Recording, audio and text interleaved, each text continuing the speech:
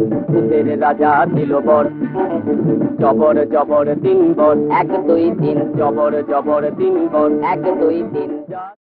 Hello friends, আজকে চলে এসেছি একটা নতুন মিনি ব্লগ নিয়ে। জন্মদিন হোক বা অ্যানিভার্সারি, জামাই ষষ্ঠী বা পয়লা বৈশাখ, এসব মানেই বাঙালির স্পেশাল দিন। তাই সুন্দর বাঙালিয়ানা খাবার ও পরিবেশনা পেতে আমরা চলে এসেছি এই জায়গায়, এই ভূতের রাজা দিল বর রেস্টুরেন্টে।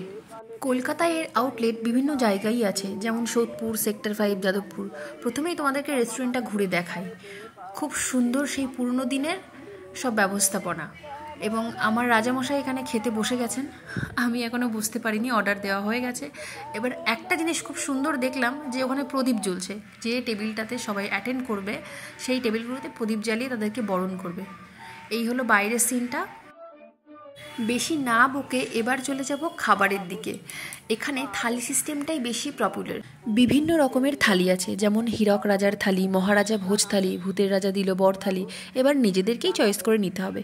তবে আমরা নিয়েছিলাম মহারাজা ভোজ থালি। এর মধ্যে ছিল কড়াইশুঁটির কচুরি, কাশ্মীরি আলুর দম, পোলাও, ফিশ ফ্রাই, সোনামুগ ডাল ভাজা, পটল আলু, ভেটকি পাতুরি, চিংড়ি মালাইকারি, ইলিশ ভাপা, মটন কষা, চাটনি, পাঁপড়, দই, রসগোল্লা। প্রত্যেকটা খাবারের কোয়ালিটি খুবই সুন্দর। তবে একটা জিনিস আমার খুব ভালো লেগেছে, এখানে কাঁসার থালা, কাঁসার গ্লাস, কাঁসার বাটি, সব কিছু কাঁসার জিনিসেই পরিবেশন করা হয়েছে। ও হ্যাঁ, থালির প্রাইসটা একটু বলে দিই।